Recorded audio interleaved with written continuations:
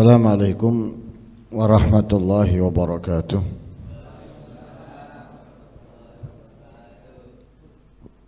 Bismillahirrahmanirrahim. Alhamdulillahi rabbil alamin. Wa bihi nasta'inu ala umuri dunya waddin. Wassalatu wassalamu ala sayyidil anbiya'i wal mursalin, sayyidina wa maulana Muhammad sallallahu alaihi wa ala alihi wa sahbihi wa sallam ajma'in.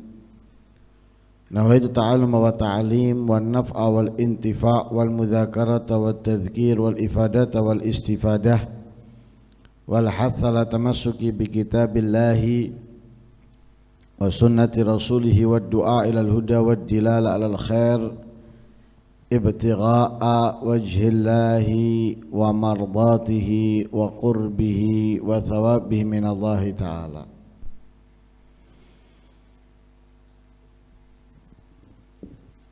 A'udzu billahi minasy syaithanir rajim.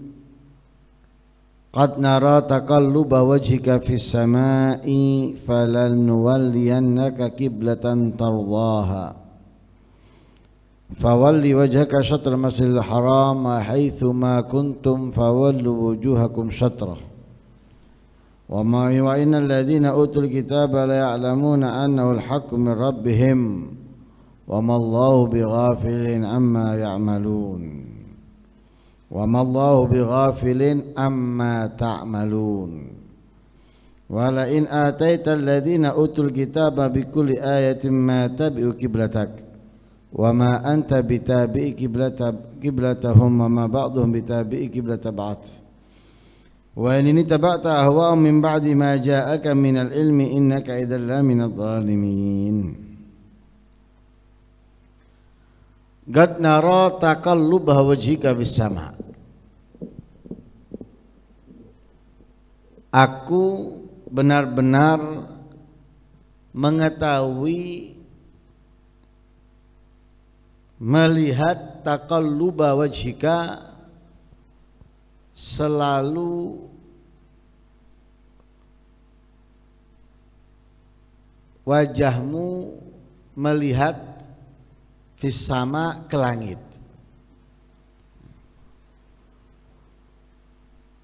Nabi sering mengangkat pandangannya ke langit.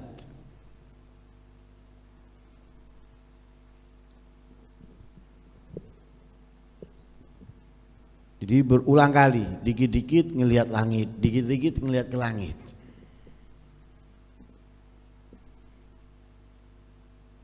Kenapa? Karena Nabi SAW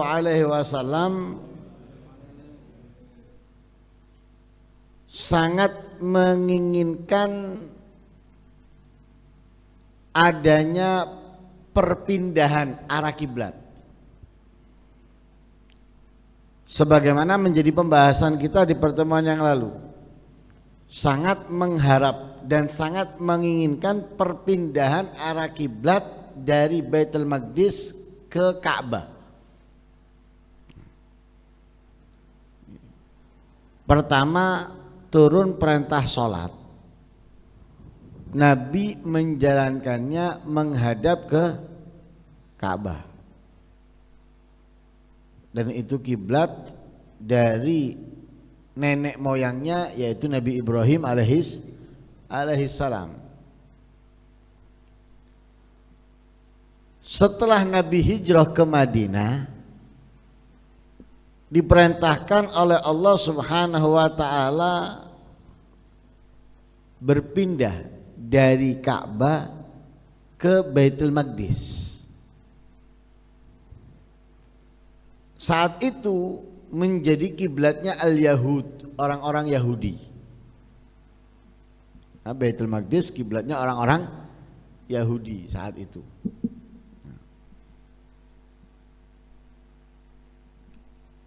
Dan ini menjadi pertama syariat yang dirubah.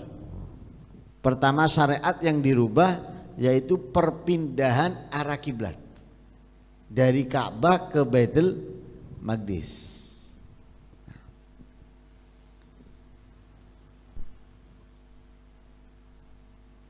Lah perpindahan itu bukan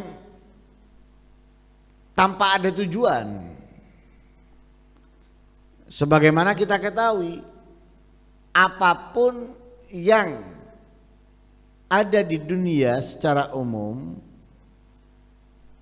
ciptaannya Allah, dan Allah dalam menciptakannya itu memiliki tujuan dan hikmah. Apapun itu, mau yang besar, mau yang kecil, mau yang terlihat dan tidak terlihat, Allah menciptakan, dan dalam penciptaannya itu ada tujuan dan hikmahnya.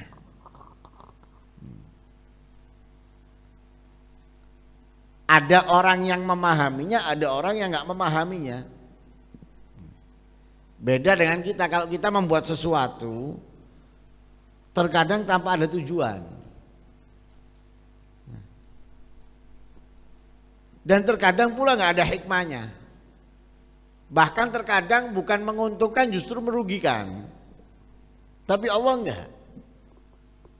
Karena itu Allah mengingatkan khususnya kepada manusia. Afa hasibtum annakum afa hasibtum annama khalaqnakum abatha. Apakah kalian mengira? Apakah kalian menyangka aku ciptakan kalian itu abatha? Tanpa ada guna, hanya main, tidak ada tujuan. Ada tujuan. Allah menciptakan kita ada tujuan, dan tujuannya pun disebutkan oleh Allah, wa ma khalaqtul jinna wal insa illa liya'budun. Dan Allah pun di dalam ayat tersebut mengingatkan, afa hasibtum annama khalaqnakum abathan wa annakum ilaina la turja'un. Artinya bahwa kita akan dimintai pertanggungjawaban oleh Allah Subhanahu wa taala di saat kita kembali kepadanya. Di dalam ayat yang lain ditegaskan juga oleh Allah, latus alunna yauma idzin anin naim. Pasti akan dimintai pertanggungjawaban di hari kiamat atau di akhirat kalian oleh Allah dari apa? Dari setiap kenikmatan yang diberikan Allah kepadamu. Setiap kenikmatan. Nah, kita hidup semuanya dengan kenikmatan. Tanpa kenikmatan nggak hidup kita. Dengan kenikmatan. Jangan kira orang yang buta nggak punya kenikmatan. Jangan kira orang yang lumpuh nggak punya kenikmatan. Jangan kira orang yang bisu nggak punya kenikmatan. Jangan kira orang yang tuli nggak punya kenikmatan. Jangan kira orang miskin nggak punya kenikmatan. Semua yang hidup di atas dunia memiliki kenikmatan dari Allah. Dan tidak ada satupun kenikmatan dari selain Allah. Semuanya dari Allah. Wa ma bikum min ni'matin faminallah. Dan itu akan dimintai pertanggungjawaban oleh Allah Subhanahu wa taala. Lah ada tujuan Allah memindah arah kiblat dari Ka'bah ke Baitul Maqdis, itu ada tujuan. Apa tujuannya? Tujuannya itu memikat orang-orang Yahudi.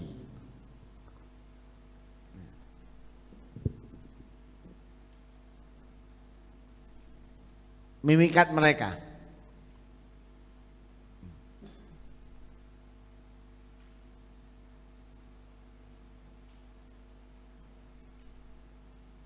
Karena Rasul Shallallahu Alaihi Wasallam diutus oleh Allah Subhanahu Wa Taala kepada semua manusia, dan mereka orang-orang Yahudi dan Nasara yang sudah menyimpang berpaling dari ajaran nabinya, dari ajaran kitabnya Taurat dan Injil, ingin dikembalikan lagi. Karena mereka kalau beriman itu lebih gede pahalanya. Kenapa? Beriman bukan hanya kepada satu nabi, Bukan mengikuti hanya satu nabi, tapi juga dua nabi. Al-Yahud beriman pada Nabi Musa. Ketika mereka beriman dengan Nabi Muhammad, maka mereka langsung seakan-akan dengan dua nabi, bukan satu nabi. Begitu juga Nasara. Lah Allah Subhanahu wa taala ingin menjadikan Nabi Muhammad atau ingin menjadikan mereka mengikuti Nabi Muhammad. Di antaranya dengan menyerupakan kiblatnya Nabi Muhammad dengan kiblatnya mereka.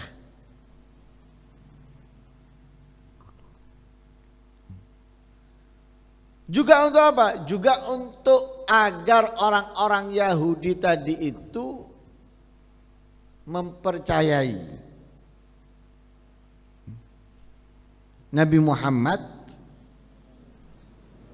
dengan sholat menghadap ke Baitul Maqdis sesuai dengan apa yang mereka dapatkan sifatnya Nabi Muhammad dalam kitab Taurat. Nah, dalam kitab Taurat dijelaskan nanti akan datang Nabi akhir zaman yang seperti ini, yang seperti itu dan lain sebagainya. Nah, untuk membuktikan apa yang difirmankan Allah dalam kitab Taurat yang diakui oleh mereka, yang dipegang oleh mereka, lah Nabi diperintahkan oleh Allah sholatnya menghadap ke Baitul Maqdis. Ya. Nah, sehingga Nabi sholat Baitul Maqdis 16 sampai 17 bulan. Tapi Nabi sangat berharap, ingin, dan Nabi sangat lebih senang kalau itu menghadap ke Ka'bah. Tapi perintahnya Allah lebih didahulukan oleh Nabi Muhammad daripada keinginan dirinya. Dan itu semestinya, ya, itu semestinya kita harus lebih mendahulukan perintahnya Allah daripada diri kita. Perintahnya Allah harus nomor satu. Setelah itu lainnya sudah. Jangan sampai perintahnya Allah kita jadikan nomor kesekian, yang lainnya kita dahulukan. Makanya kalau ada orang yang mentaati nafsunya, mentaati syahwatnya, hawanya, itu berarti mentuhankan nafsu dan syahwat. Dan ini sangat dimurkai Allah Subhanahu wa ta'ala. Karena itu Nabi sampai berkata kepada malaikat Jibril, aku lebih senang kalau Allah memindahkan aku kembali menghadap ke Ka'bah, karena itu adalah kiblatnya ayahku Ibrahim.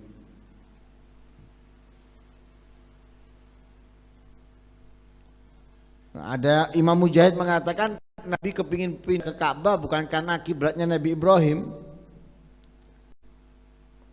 tapi apa? Karena orang-orang Yahudi. Orang-orang Yahudi itu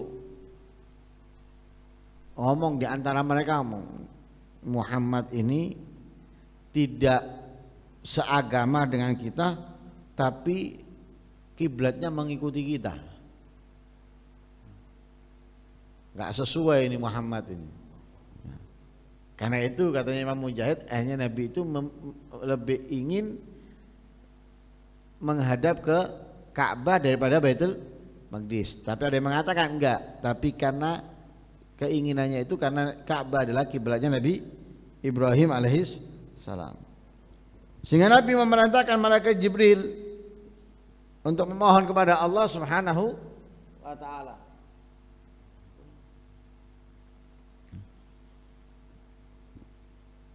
Tapi malaikat Jibril mengatakan, innama ana abdun mithluk wa anta karim ala rabbik.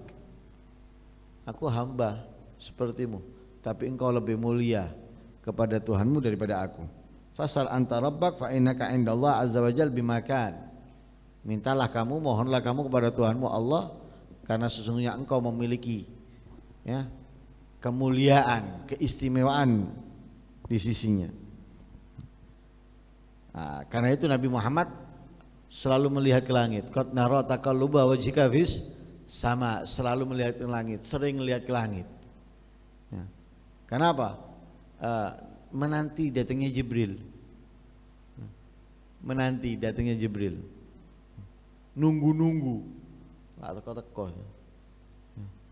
Dikit ngelihat. Seperti orang kayak lu nunggu-nunggu gimana? Nunggu-nunggu ndelok HP ini, ndelok jam, ndelok kanan, ndelok kiri, kok longgo sedilut ngadeg meneng, toleh kanan, toleh kiri, kan gitu kalau nunggu. Nabi Muhammad juga gitu, tapi bukan oleh kanan kiri, bukan ngelihat jam atau HP, ngelihatnya ke langit. Gak ada.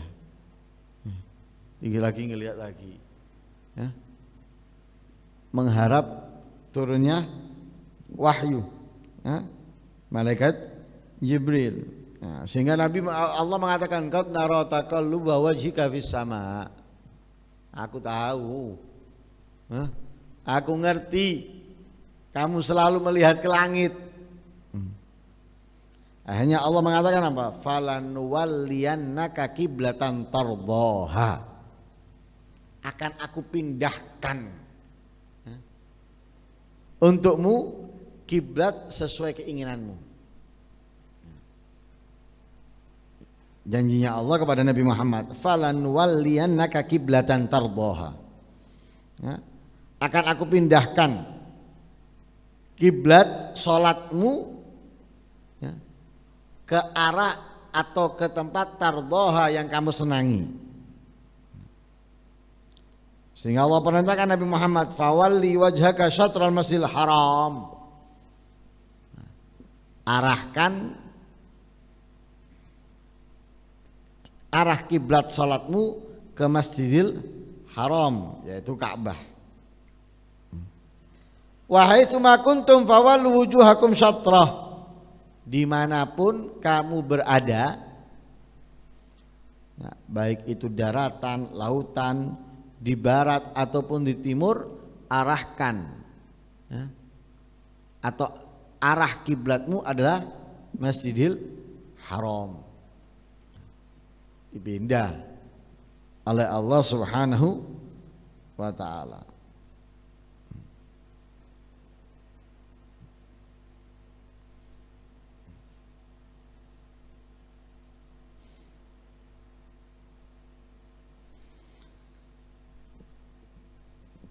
Nah, perpindahan itu ada perbedaan antara ulama. Ada yang mengatakan di zuhur, ada yang mengatakan di asar, ada yang mengatakan di antara zuhur dan asar. Jadi bukan sholat zuhur, bukan sholat asar, ya, di antara zuhur dan asar. Di antaranya seperti yang diriwayatkan oleh Bara' anna Nabi sallallahu alaihi wasallam kana awwala ma qadimal Madinata nazala ala ajdadih au qala akhwalihi minal ansar. Nabi pertama datang ke Madinah singgah ke kakek-kakeknya, keluarganya, ibunya. Au qala akhwalih, keluarganya ibunya, saudara-saudara ibunya, minal ansar, daripada sahabat Ansar. Wa annahu shalla qibala Baitul Maqdis 13 atau 17 syahran. Nabi salat di Madinah menghadap ke Baitul Maqdis 16 atau 17 bulan. Wa kana yujibu an takun qiblatahu qiblal bait, dan Nabi lebih senang kiblatnya itu menghadap ke Ka'bah. Wa annahu shalla awwala salatin shallaha salatul asr. Pertama salat yang dilakukan Nabi sallallahu alaihi wasallam yaitu salat asar, menghadap ke kiblat, ke Ka'bah. Dan salat bersama Nabi para sahabatnya.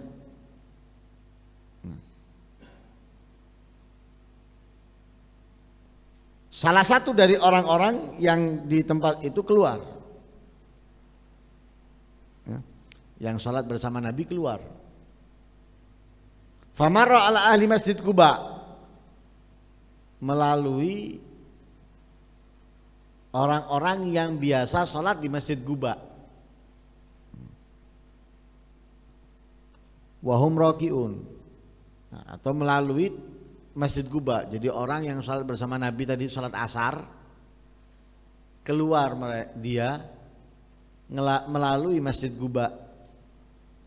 Nah, ketika sampai di Masjid Quba mendapatkan orang-orang yang di Masjid Quba salat dalam keadaan ruku. Salat dalam keadaan ruku.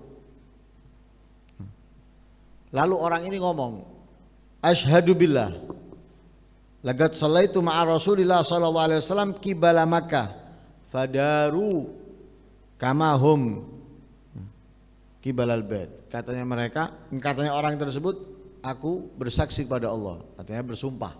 Aku bersumpah aku telah melakukan salat bersama Nabi Muhammad sallallahu alaihi wasallam menghadap ke Mekah. Menghadap ke Mekah. Fadaru, maka berputarlah kalian. Berputarlah sebagaimana mereka berputar. Berubahlah maksudnya. Berubahlah arah kiblat kalian ke Mekah sebagaimana mereka berputar. Sebagaimana Nabi saat melaksanakan salat berputar, berubah arah. Nanti memang pernah itu pembahasan itu kalau nggak salah, insya Allah di takrirat. Tapi yang masih ingat ya, yang masih ingat itu terkadang kita bisa sholat menghadap 4 arah, sembahyang duhur tapi menghadapnya 4 arah, nah, ngadep sana, ngadep sana, ngadep sana, ngadep sana, atau bahkan sholatnya ganti-ganti arah, sembahyang duhur ngadep sana, sembahyang asar ngadep sana, itu ada pembahasannya. Nah, insya Allah pernah dibahas di takrirat. Nah, yang masih ingat tapi ya, yang masih ingat. Nah, lek ilmu ini sing eling sian, lek duwe eling kabeh. Nah, akhirnya katanya orang tersebut mutero. Nah, berputarlah kalian sebagaimana orang-orang yang salat bersama Nabi berputar. Harus mari berputar mereka. Akhirnya ahlul kitab atau al-Yahud heran-heran ini. Heran-heran. Kenapa? Tadinya menghadap ke Baitul Maqdis, kemudian berpindah. Protes mereka, ingkar mereka. Nah, mereka ingkar.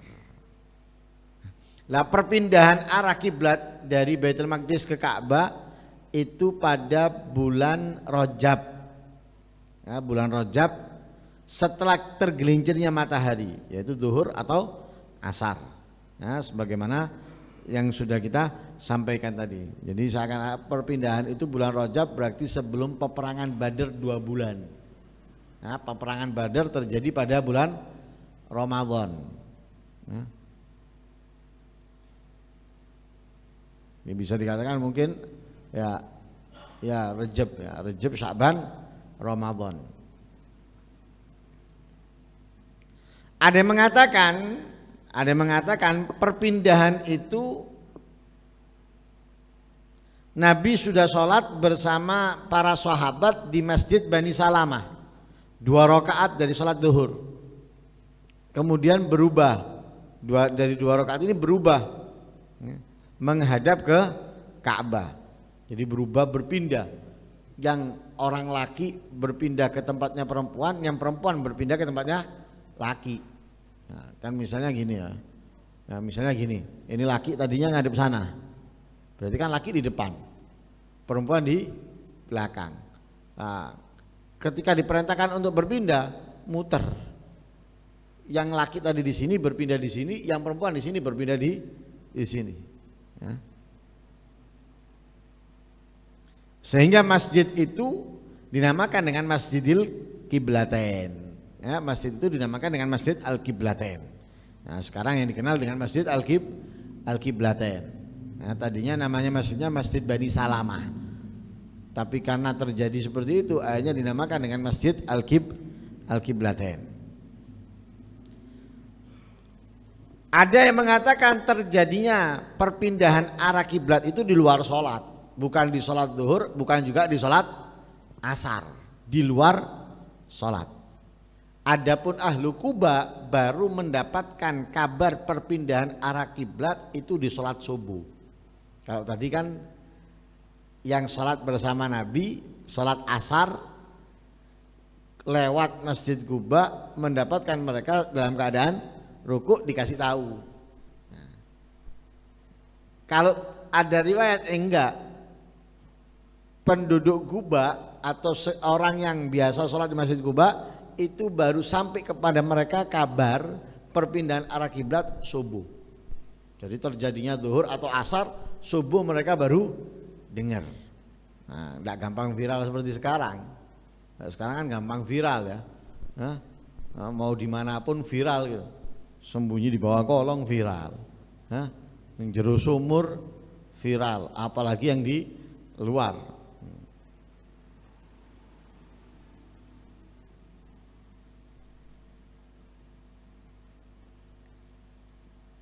Bahkan orang-orang Yahudi ketika berpindah arah kiblat tersebut, mereka berkata, "Ya Muhammad, ma hu illa syai' tabtadi'u min tilqa'i nafsik." Muhammad, jangan kamu membuat segala sesuatu itu dengan keinginan diri kamu. Nah, kalau bahasa Jawanya, ojo sakarepmu dhewe kan. Katanya orang-orang Yahudi. Jangan seenaknya sendiri kamu ini, berbuat semaunya kamu. Kadang kamu sholat ke ngadep Baitul Maqdis, kadang ke Ka'bah. Katanya orang-orang Yahudi. Akhirnya kata mereka, kalau kamu tetap menghadap kiblatnya kita, yaitu Baitul Maqdis, kami berharap engkau menjadi teman kami. Ya, engkau adalah teman kami yang kami tunggu. Apa maksudnya? Ya, engkau adalah orang yang kami tunggu-tunggu. Engkau menjadi menjadi orang yang kami tunggu-tunggu. Nah, jadi kalau kamu tetap sholatnya itu menghadap ke Baitul Maqdis, ini berarti kamu adalah orang yang kami tunggu-tunggu. Katanya mereka. Katanya mereka. Akhirnya diturunkan oleh Allah Subhanahu wa taala, wa innal ladzina utul kitaba la ya'lamuna anal haqqu mir rabbihim. Dan sesungguhnya mereka yang diturunkan oleh Allah, yang diberikan oleh Allah kepada mereka Alkitab, yaitu Al-Yahud. Al-Yahud mendapatkan kitab Taurat, An-Nasara mendapatkan kitab Injil. Nah, dan mereka, bahwa mereka yang diberikan Allah kepada mereka Alkitab, la ya'lamuna, mereka sangat mengetahui annahul haq, bahwa perpindahan arah kiblat itu al-haq, kebenaran. Jadi mereka tahu, kalau mereka membaca, mereka memahami apa yang ada di dalam kitab mereka Taurat ataupun Injil, maka mereka tahu bahwa hal ini adalah kebenaran. Kebenaran.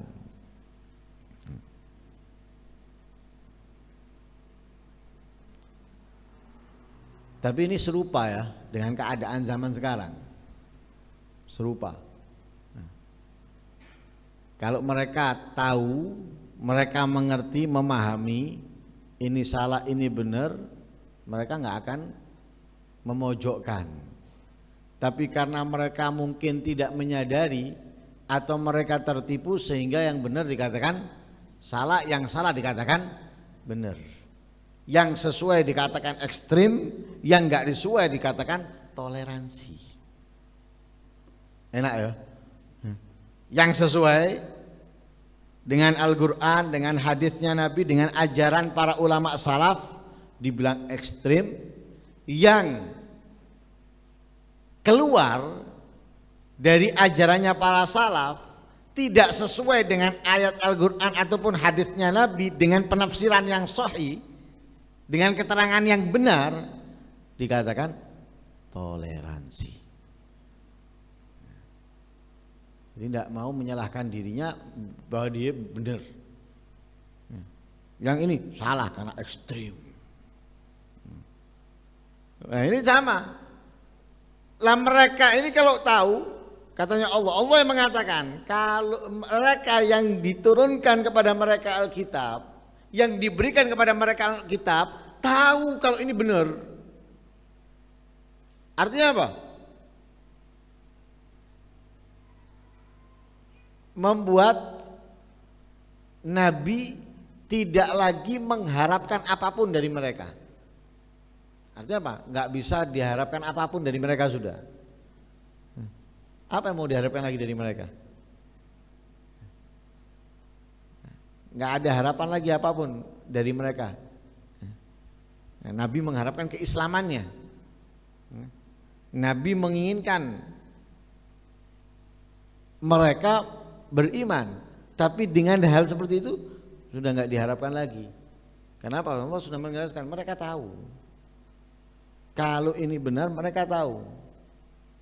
Siapa yang diturunkan, yang diberikan oleh Allah kitab, mereka tahu bahwa ini adalah benar, bahwa ini adalah perintah Allah Subhanahu wa ta'ala.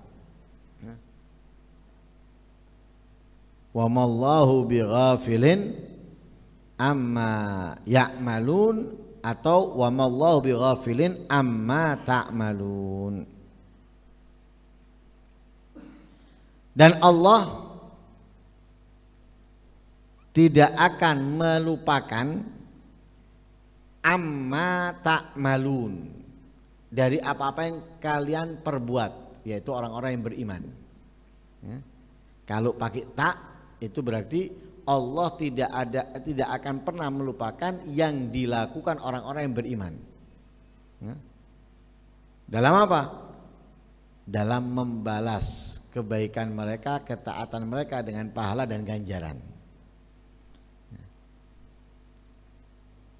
Kalau wa mallahu bighafilin amma ya'malun, berarti Allah tidak akan melupakan apa yang telah dilakukan mereka orang-orang Yahudi. Apa? Di antaranya mengingkari perpindahan arah kiblat. Nah, hukuman yang akan diberikan oleh Allah kepada mereka atas pengingkarannya nggak mungkin dilalaikan oleh Allah, tidak akan pernah dilupakan. Seperti itu pula apa yang dilakukan oleh orang-orang mukmin dari menjalankan ketaatan seperti sholat ke Baitul Maqdis, itu nggak mungkin dilupakan oleh Allah. Pahalanya, kemuliaannya, keistimewanya sebagaimana mereka ketika sholat menghadap ke Ka'bah, atau bagi mereka yang belum sempat kembali ke Ka'bah meninggal, nggak akan dilupakan oleh Allah kebaikan mereka. Lah itu daripada satu ayat yang kita baca. Insya Allah akan kita lanjutkan di pertemuan berikutnya ayat-ayat yang lainnya. Mudah-mudahan apa yang telah kita pelajari, apa yang kita pahami bisa menambahkan pengetahuan kita tentang Al-Quran, pengetahuan kita tentang perjuangan Nabi Muhammad SAW. Dengannya keimanan kita semakin kuat, semakin meningkat, dan cinta kita kepada Nabi Muhammad semakin besar. Amin Allahumma amin. Wassallallahu alaihi wasallam Muhammadin nabiyil ummi wal salam. Alhamdulillahi rabbil alamin.